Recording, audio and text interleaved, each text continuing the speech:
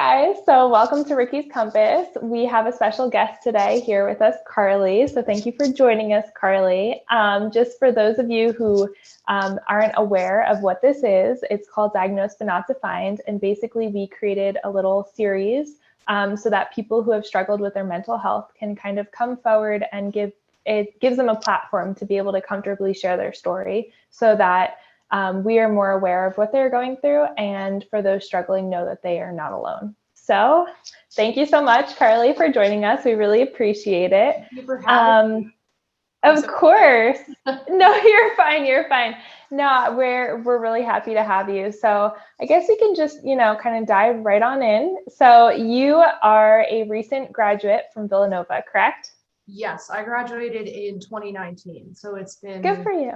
2-ish years, which is crazy. I can't believe it. Time flies. Congratulations, though. Now, I understand you were a D1 lacrosse player, correct? Yes, I played all 4 years at Villanova, and then I was a captain my senior year, which was cool. But yeah, it was great. That's amazing. So I know a lot of the times when you are a college athlete, there's a lot of stress and struggles that come along with it, a lot of pressure and that kind of thing. Can you talk a little bit about that? Yeah, absolutely. So I guess just talking about my personal experience. So a while, obviously, long story short, I was diagnosed with generalized anxiety disorder at a very young age.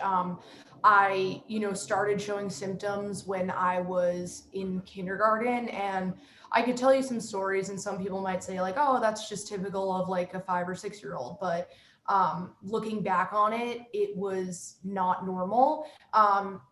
For example, I would be in school and let's say like, oh, there was a fire drill. As soon as it went off, I would just start automatically like hyperventilating. And Oh, one wow. thing about people who experience panic attacks, everybody experiences it differently.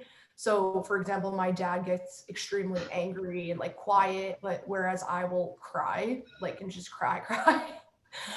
So I dealt with that at a really young age and then brought it to, my pediatrician's attention and my parents' attention when I was in 8th grade. So that's when I started medication because I was going to therapy twice a week. It was helping, but it just wasn't enough to see an actual change. So fast forwarding to college, I was very vocal about my anxiety just because being vocal about it makes me feel better and it honestly eases it slightly. And I know that there's some people that don't feel as comfortable. But especially as an athlete, it tends to be something that people don't want to bring up for, fear of losing playing time or fear of, not being given a chance to be on the field or just performing badly. So, definitely as a college athlete, I feel like there's a huge stigma around anxiety. And I feel like even the word anxiety isn't necessarily interpreted the way it's supposed to because obviously everybody can feel anxious and everybody can have these nerves, but there comes a difference between a feeling and an actual disorder. And I feel like that's what everybody needs to understand a little bit better for those people who don't fully understand, an anxiety disorder. It's something that, affects your daily life and your daily activities. Absolutely. I think you summarized that wonderfully. You briefly talked about some of your symptoms, such as, with the fire drill and that kind of thing. Can you go into a little bit of detail, if you don't mind, what you have experienced personally from your general anxiety disorder as far as Absolutely. symptoms? Yeah, so the symptoms definitely changed with age. I would say elementary school, it was definitely a fear of being away from my parents. So I had, I guess you can call it separation anxiety. I had pretty bad anxiety going to school where I would wake up and instantly start having a panic attack because I just felt this uncomfortable feeling of being away from my family. Like I thought something bad was going to happen at school. And then my mom, my poor mother, she's just an angel, but she had to bring me to school every single day and like walk me into the classroom and sit me in my seat. And, it was really embarrassing as a kid because, you're in elementary, middle school and you have all these kids like, why is Carly's mom like walking her into class every day? So that was really hard to deal with as a kid. Me not knowing fully myself what's actually going on. And then, just trying to control it necessarily. And then when I moved to high school, high school is a huge change, obviously, for everybody. But I had this huge fear of fainting. That was one of my triggers. Whereas I would sit in class and like, I would like fixate on like the clock or something. And then like, I would start to see stars and I would think to myself, oh God, like, am I fainting? I've never fainted to this day in my entire life. Knock on wood. That's amazing. No, that's good.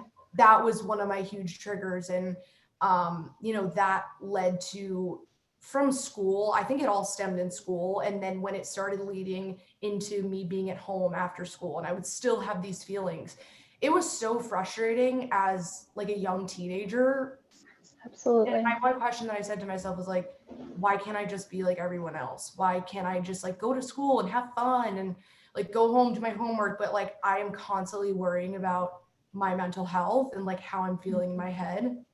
And then I guess fast forward into college, sports was always an outlet for me.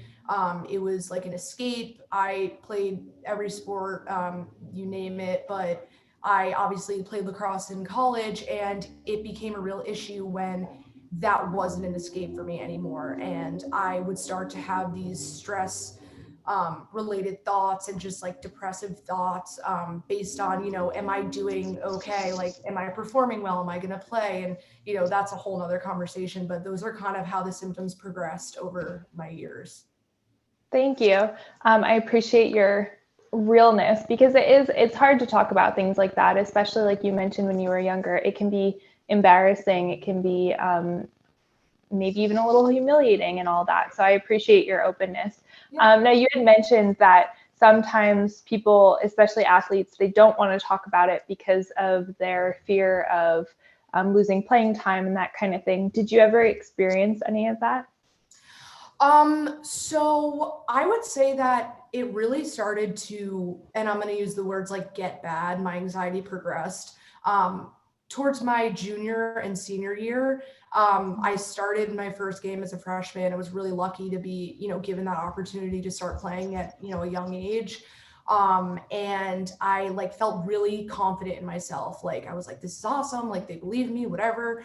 And then, it's a Division I sport, so you're going to have a lot of constructive criticism, but, sometimes that constructive criticism isn't always constructive, and sometimes it gets a little, negative, and you can take it personal. I definitely took it personally sometimes, but I think that, I tried to be as vocal as I could be, but I definitely noticed the more vocal I was and the older I was getting, like I was an upperclassman now, that's when it was, Carlye, like, you can't be acting like this. And it's like, acting like this, like, this is who I am, like every athlete is allowed to be stressed sometimes and feel pressure, because it's, you're essentially playing not for your coach, but like you're playing to win. And I think that sometimes coaches forget, these players are who's going to make them win. And I think sometimes they forget that we're just kids, essentially, at the end of the day. Absolutely. I think that's really important. And I think it's good that you mentioned, like, a lot of the times, we're told, oh, stop acting like that, or stop, just get up and forget about it, that kind of thing, get out of bed. And you're not acting like anything. It's truly who you are. I think that's super important to note. Now, would you, going off of that, our big thing is to, our hashtag is #shatter the stigma. So would you say that stigma definitely did or did not play a role in that, and how you were treated when you started to become more vocal?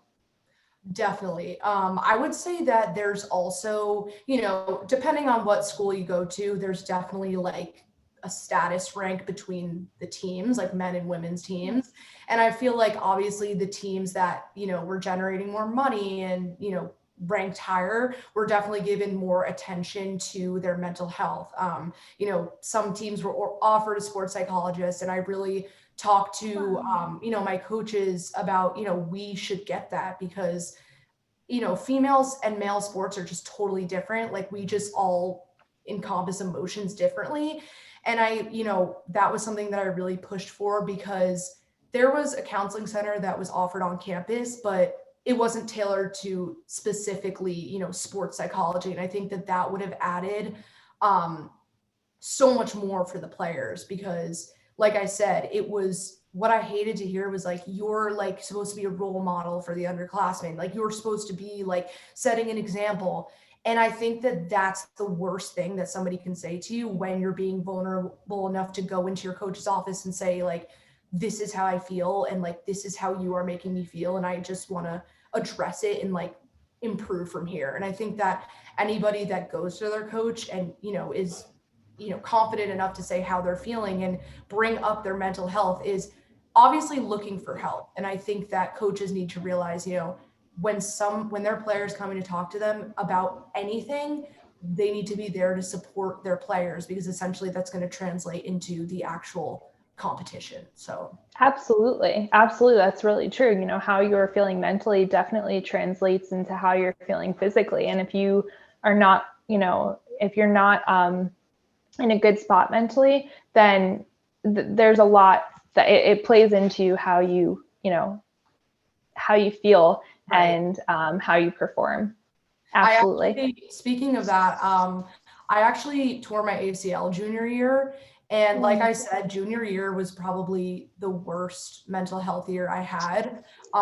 It was, I was just crying after practice and calling my parents every single day, because I just felt so pressured and like I wasn't doing good enough. And, at that time, I didn't feel, to be completely honest, I didn't feel like I was getting the best treatment from my coaches.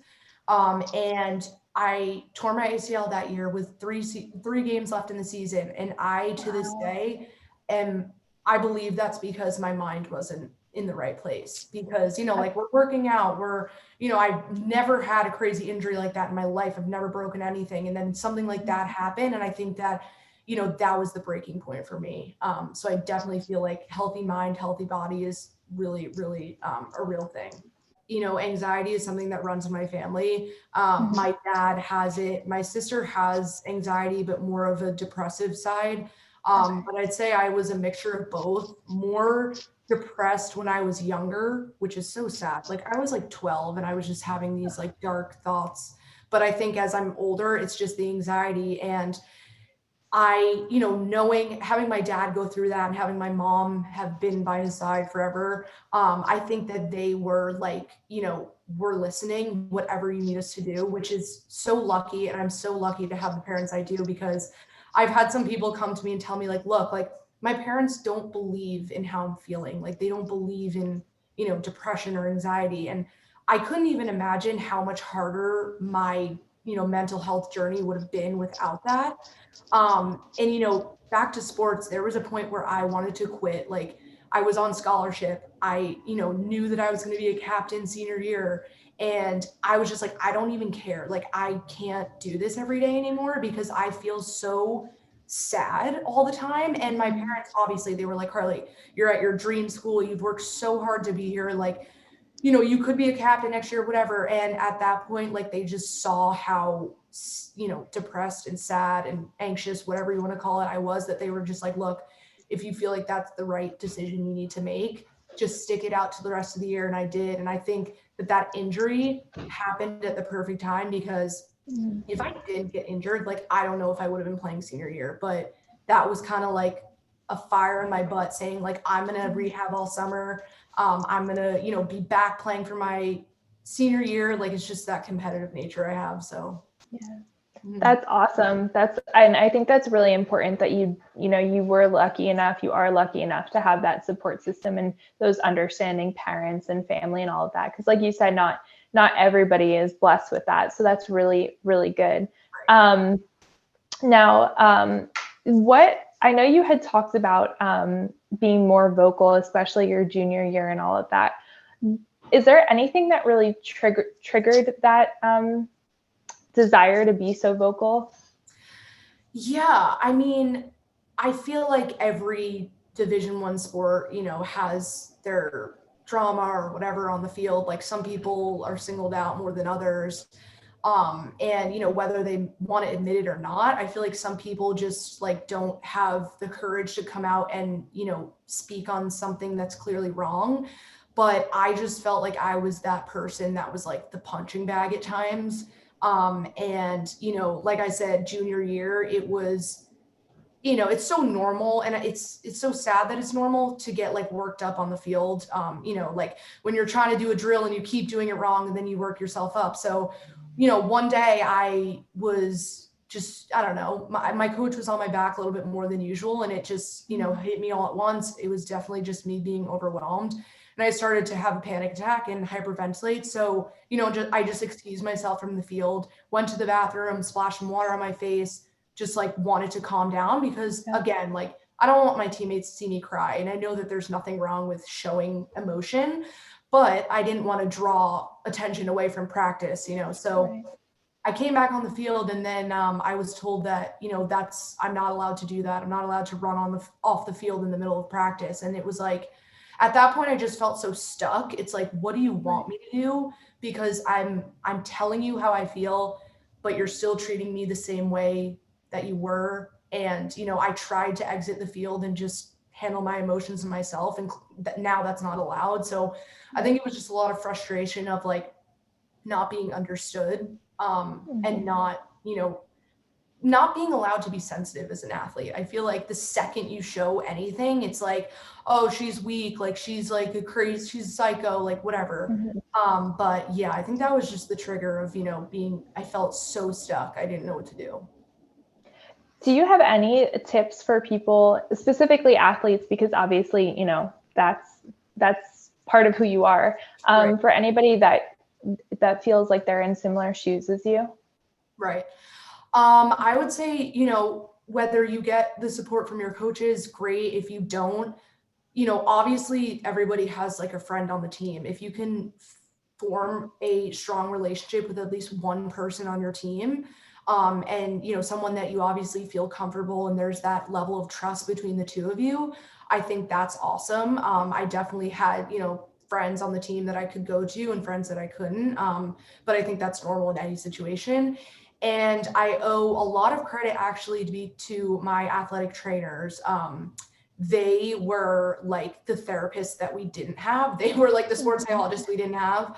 But they were some people that it's like, look, their job is to take care of our physical injuries, but with that comes mental injuries too. I feel like they were just a great, non-biased person to talk to. Like they weren't your parents, they weren't your coach. And I felt like they were a great middleman to, build a relationship and feel like you could go talk to them, even if it's not about sports, even you just want to talk about like school or something. I think they were awesome. I owe a lot to them. So that's amazing. It's really amazing to have such a solid support system and people that you can trust. And like you said, it's great to have your parents and all of that, but sometimes you need people that are kind of outside of your immediate family or whoever to chat and, be able to help you through certain situations.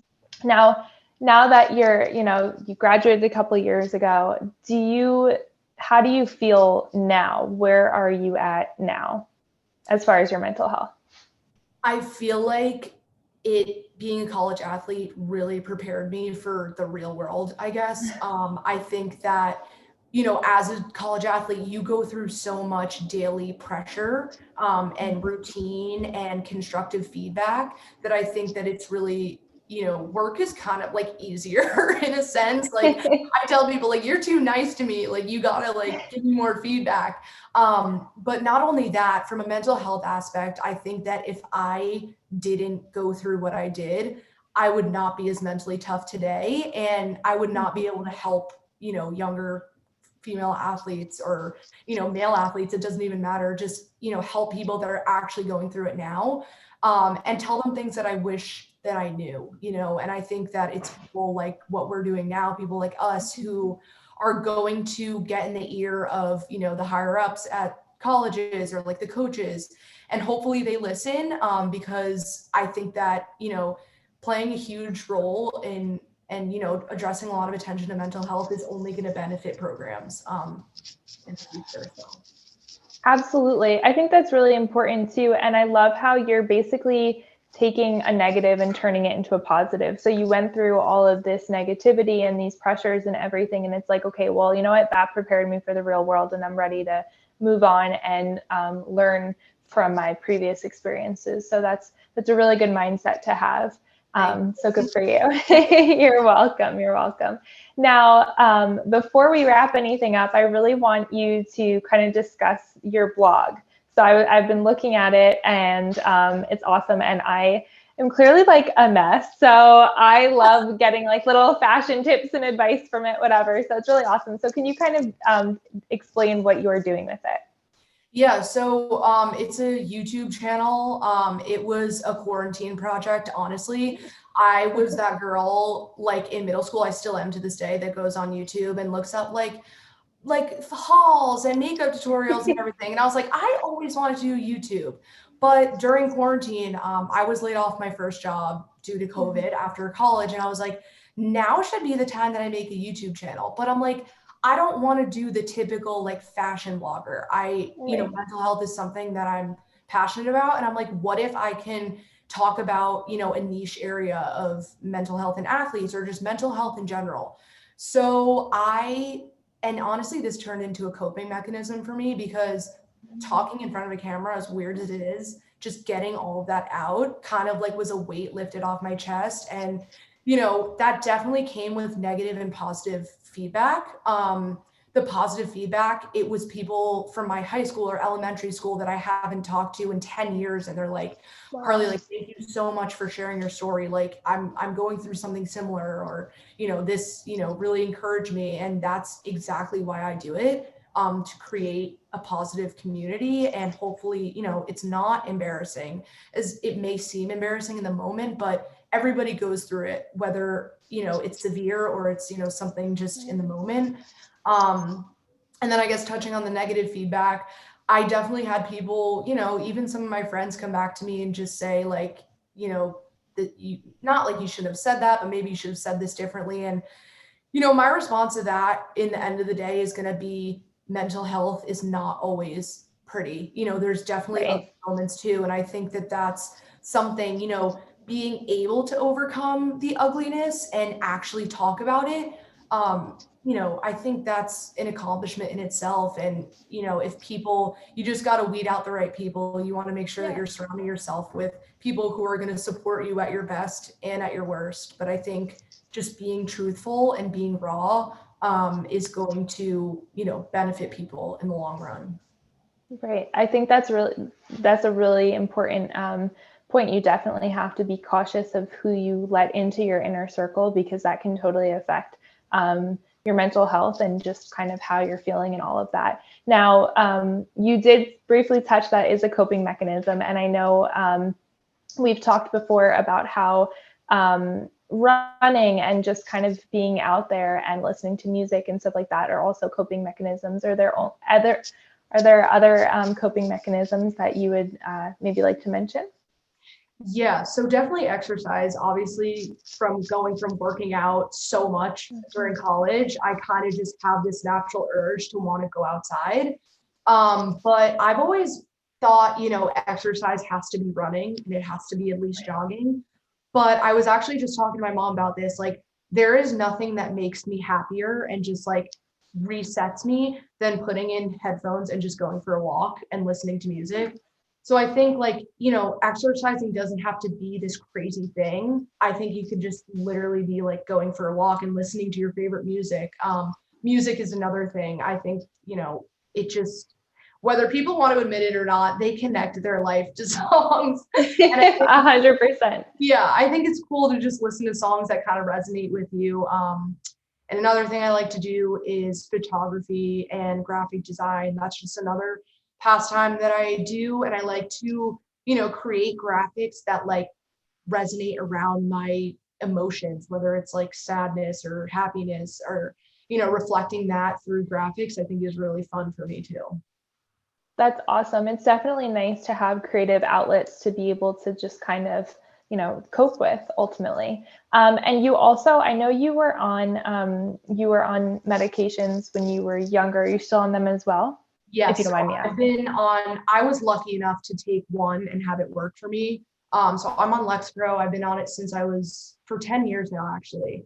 And there's always that discussion of, should we try and wean off of it? But honestly, with this move right now, I am feeling myself, being a little bit out of place. So I just feel like, look, that's a future thing. Like it's working. I'm happy where I am. But there's other people I know that have had to try like 6 different medications to find one that actually works. And there's again a stigma around medication. I think that shouldn't be some scary thing. It's essentially that extra push if you need it. Like start with talking to somebody, start with therapy, and if it's not working, definitely feel comfortable enough to go to your doctor and just ask questions about it or just educate yourself about it first. So I'm glad you mentioned all that because like you said, there is a big stigma around medicine and it might not be the solution for you, but it might be, you never know. And so it's important to be able to have that as an option and to be able to have somebody to talk to you and figure things out and all of that. And even like you said, to know your body well enough to say, hey, eventually I might wean myself off, but right now I'm in a situation where I want to, stay on this and see where it goes and just kind of take it day by day. So those are all really important and good points that you made. So thank you for that. I appreciate it. Now, is there anything you wanted to just add or mention? I feel like you really covered it all and you did it so well. So I appreciate that. Is there anything maybe you want to say to somebody who is struggling or even somebody that isn't struggling and has never struggled and just kind of like, hey, this is what I've been through, and just to kind of help shatter the stigma, really? Right. So I'll start with the first one, saying something to someone who's going through this. My biggest advice would be to not let it go too far without addressing the actual problem. I think that, I was like kind of pushing my limits when I was in middle school and like finally went to my parents, was like, I need to speak to somebody because I never had actual suicidal thoughts of actually wanting to harm myself, but it was like it was the what ifs, I would call them. It was like, right. What if I start to become suicidal? Like, what if I, die, something like that. And I think, as soon as you feel like you're out of your own control, I feel like that's when you really need to speak to somebody that you feel comfortable with, whether it's a coach, a teacher, a friend. Just make sure you're being vocal about it. As hard as it is, it's going to save you, having someone know what's going on. And I think something that I would say to somebody who hasn't, gone through anxiety or, had to deal with negative mental health, think about like having it. When I have anxiety, like some of my friends have come to me, they're like, Carlye, like, I think I had a panic attack. Like, I just felt like I couldn't breathe. Like, I felt like I was choking. And I was like, that you probably were, because that's, anxiety isn't just mental. You can feel, symptoms as well, whether it's a stomach ache or like my friend, like, I feel like I can't breathe. It's like, think about like if you lost your wallet, the fear you get if you lost your wallet. Yes. But that like absolutely 24/7, like, and it just never goes away. And I just think, don't just assume without actually going through yourself. And obviously, if you're somebody that has never dealt with serious anxiety, like, I'm very jealous of you, but just try and be sympathetic to what someone's going through. And, if they act out or they act mean in a certain way, just always think, there could be a backstory to why they're acting this way. So, just even asking questions, like, don't be afraid to educate and ask questions, because